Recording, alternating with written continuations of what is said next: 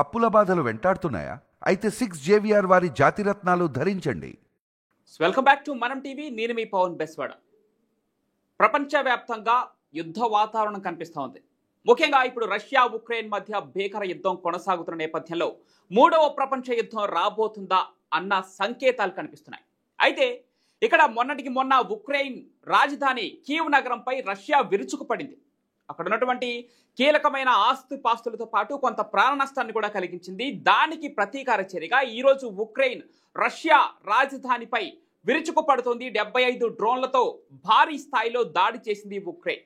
మొన్నటికి మొన్న రష్యా అధ్యక్షుడు పుతిన్ ప్రయాణిస్తున్నటువంటి విమానాన్ని టార్గెట్గా చేసినటువంటి జెలెన్స్కీ పుతిన్నే బలి తీసుకునే విధంగా తన చర్యలున్నాయి. ఇప్పుడు జెలెన్స్కీని మట్టుబెట్టే విధంగా రష్యా పావులు కదుపుతోందా అంటే అవుననే సమాధానం వినిపిస్తోంది. ఇక రష్యా ఉక్రెయిన్ యుద్ధం ప్రపంచ యుద్ధానికి దారి తీస్తోందా? ఎలాంటి పరిణామాలు రాబోతున్నాయి? ప్రపంచవ్యాప్తంగా అశాంతి నెలకొల్పడానికి ఏంటి కారణం? డిస్కస్ చేద్దాం. మనతో పాటు సీనియర్ జర్నలిస్ట్ కట్టా కార్తిక్ గారు ఉన్నారు. అన్న నమస్తే. కీవ్ నగరంపై రష్యా దాడి చేసింది, ఆస్తులు ధ్వంసం చేసింది, ఉక్రెయిన్కి భారీ నష్టాన్ని మిగిల్చింది. దానికి ముందు ఉక్రెయిన్ కూడా రష్యా భూభాగంపై నుంచి దాడి చేసిన సంఘటన మనం చూసాం. ఇప్పుడు మళ్ళీ రష్యా దాడి తర్వాత ప్రతీకార చర్యగా జెలెన్స్కీ పావులు కదుపుతా ఉన్నారు. రష్యా రాజధాని మాస్కోపై ఉక్రెయిన్ భీకర దాడి కొనసాగుతుంది. దాదాపుగా 75 డ్రోన్లతో ఒక భారీ దాడినే చేసింది. ఎలా చూడాలన్నా? నువ్వు చెప్పినట్టు 75 డ్రోన్లతో ఉక్రెయిన్ రష్యా మీదకి దాడికి ప్రయత్నం చేసింది. దాడి చేయలేదు. రష్యా చెప్తోంది ఆ 75 డ్రోన్లను కూడా రష్యా భూభాగాన్ని తాకక ముందే ధ్వంసం చేశామని రష్యా చెప్తోంది. మొత్తానికి ఉక్రెయిన్ అయితే ప్రయత్నం చేసింది. అదే విధంగా రష్యా ఉక్రెయిన్ మీద విరుచుకు పడతా ఉంది. ఉక్రెయిన్ కూడా చెప్తా ఉంది 20 మిసైల్స్ పంపించింది, దాదాపు 19 ధ్వంసం చేసాం, ఒక్క మిసైల్ మాత్రమే మా దేశంలోకి వచ్చి మమ్మల్ని ఇబ్బంది పెట్టింది అనేటువంటిది, నష్టాన్ని చేకూర్చింది అనేటువంటిది ఉక్రెయిన్ చెప్తా ఉంది.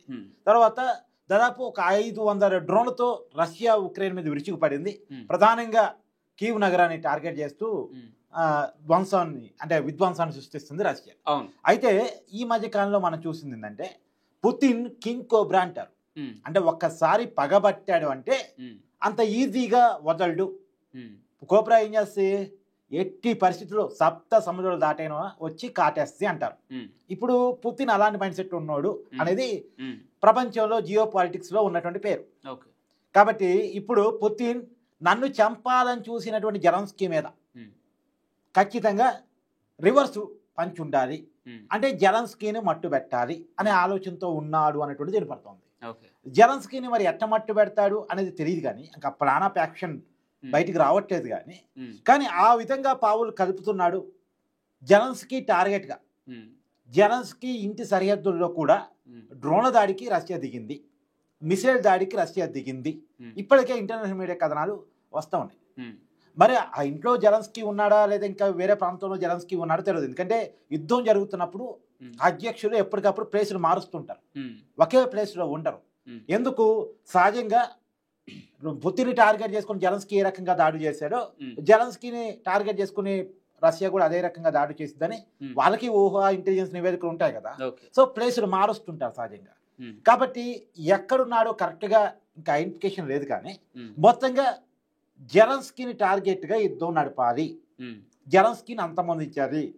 ఇంతకాలం యుద్ధం కొనసాగటానికి కానీ, మొండిగా పోవటానికి కానీ, మూర్ఖంగా పోవటానికి కానీ కారణం జెలెన్స్కీ. ఉక్రెయిన్ ప్రజలు యుద్ధాన్ని కోరుకోవట్లేదు, కానీ జెలెన్స్కీ కోరుకుంటున్నాడు అనేటువంటిది పుతిన్ యొక్క ప్రగాఢమైనటువంటి భావన. రెండోది, యూరప్తో చేతులు కలిపి, అంతకుముందు అమెరికాతో కూడా చేతులు కలిపి పెద్ద ఎత్తున ఉక్రెయిన్ వనరులన్నీ వాళ్ళకప్పు చెప్పి వాళ్ళ దగ్గర డబ్బులు ఆయుధాలు తీసుకొచ్చేసి ఇన్నాళ్ళుగా యుద్ధం కొనసాగిస్తున్నాడు జెలెన్స్కీ. ఒక రకంగా ఉక్రెయిన్లో ఉన్నటువంటి వనరులన్నీ కూడా అమెరికా కప్పు చెప్పాడు. మొన్న ట్రంప్తో మిన్నర్ డీల్ అదే జరిగింది. ఆ డీల్ చేసి అంటే ఆ మొత్తం వనరులు అప్పు చెప్పి పెద్ద ఎత్తున డబ్బులు పట్టుకొచ్చుకుంటున్నాడు, ఆయుధాలు కొనుక్కుంటున్నాడు, నా మీదకి దండయాత్ర చేస్తూ ఉన్నాడు. నా మీద దండయాత్ర చేస్తున్నటువంటి ఆయుధాలన్నీ కూడా అమెరికా ఇచ్చినయో యూరప్ ఇచ్చినయో, ఉక్రెయిన్ అయితే కాదు అనేటువంటిది. అంటే రష్యాకేమో సొంత ఆయుధాలు, వాళ్ళ సొంత శక్తి, సొంత టెక్నాలజీ, అది పెద్ద దేశం కూడా వస్తానికి.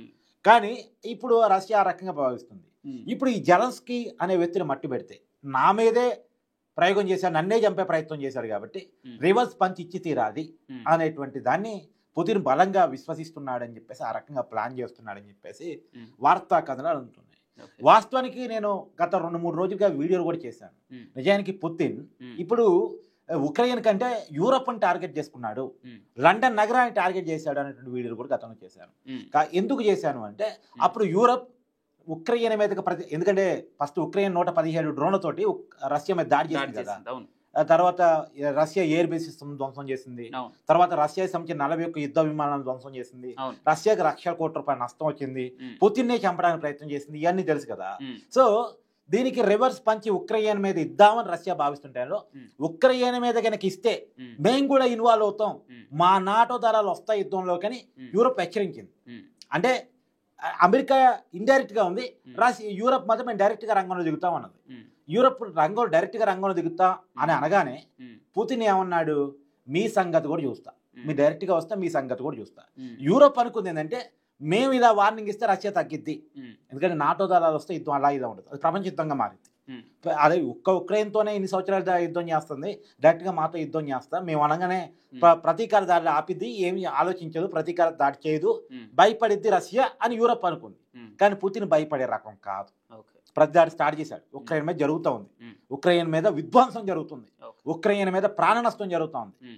మొన్న ఇంకా కరెక్ట్ లెక్క రావాల్సింది కానీ 3 రోజుల క్రితమే మనం విన్న వార్త ఏంది, 1450 మంది ఉక్రెయిన్ సైనికులు చనిపోయారు. ఇక ఈ 3 రోజులు ఎంతమంది చనిపోయారు అనేటువంటి లెక్క రావట్లేదు, అంటే చెప్పట్లేదు కూడా, ఎవరికి వాళ్ళు చెప్పట్లేదు, దాచుకుంటున్నారు. ఎందుకంటే ఎవరికి వాళ్ళ దేశం పరువు సంబంధించిన విషయం కాబట్టి బయటగా ఎక్కడ చెప్పట్లేదు. కానీ ఏది ఏమైనా రష్యా ప్రతిదాడి చేస్తూ ఉంది. కానీ యూరోప్ మాత్రం అప్పుడు కామెంట్ చేసినట్టుగా యుద్ధంలోకి రాలేదు, డైరెక్ట్ గా రంగంలో దిగలేదు. ఎందుకు దిగలేదు? యూరోప్ కూడా ఇంటెలిజెన్స్ నివేదికలు ఉన్నాయి. మనం డైరెక్ట్ గా కనుక యుద్ధంలో దిగితే రష్యా వచ్చి మన మీద కూడా దాడి చేసింది, ప్లాన్ చేసి పెట్టుకుంది.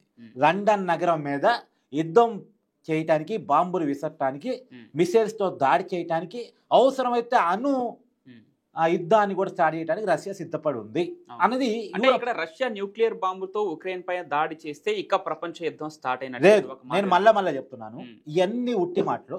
ఉక్రెయిన్ మీద రష్యా అంత ఈజీగా అణుబాంబులు వదలదు. ఉక్రెయిన్ ఎప్పటికైనా నా భూభాగం అనుకుంటుంది రష్యా. అది ఒకప్పుడు సోవియట్ యూనియన్ లో భాగం, తర్వాత సోవియట్ యూనియన్ విడిపోయిన తర్వాత సపరేట్ దేశం అయింది. ఎప్పటికైనా అక్కడ ఎక్కువ మంది ఉంది, 50% పైగా రష్యన్ భాష మాట్లాడేవాళ్ళు. కాబట్టి ఆ దేశం మీద అణుబాంబులు వదులుదామని రష్యా అనుకోవట్లేదు. ఇవన్నీ ఉట్టి వార్తలు. ఇలా మాట్లాడితే ఎక్కువ మందిలోకి జనం రీచ్ అయ్యిద్దని అణుబాంబులు అనే పేరు పెడుతున్నారు. కానీ ఆ మాటకు వస్తే అణుయుద్ధం అంటూ స్టార్ట్ చేస్తే రష్యా యూరోప్ మీద స్టార్ట్ చేస్తుంది, అంతేగాని ఉక్రెయిన్ మీద చేయదు. ఉక్రెయిన్ మీద చేసే కాడికి వస్తే ఇన్నాళ్ళు ఆగిద్దా? ఎప్పుడో వేసి ఉంటారు కదా, 2 సంవత్సరాల క్రితం నుంచి యుద్ధం నడుస్తుంది కదా. 2020 నుంచి యుద్ధం నడుస్తుంది. ఇప్పుడు 2025 లో ఉన్నాం మనం. 2 years దాటిపోయింది, 3rd year నడుస్తుంది. ఈ 3 సంవత్సరాల కాలంలో ఏదో ఒకటి అణుబాంబు వేయకపోదా? కానీ ఉక్రెయిన్ మీద అణుబాంబులు వెయ్యాలని కానీ, న్యూక్లియర్ యుద్ధం ప్రకటించాలని కానీ రష్యా అనుకోవటం లేదు.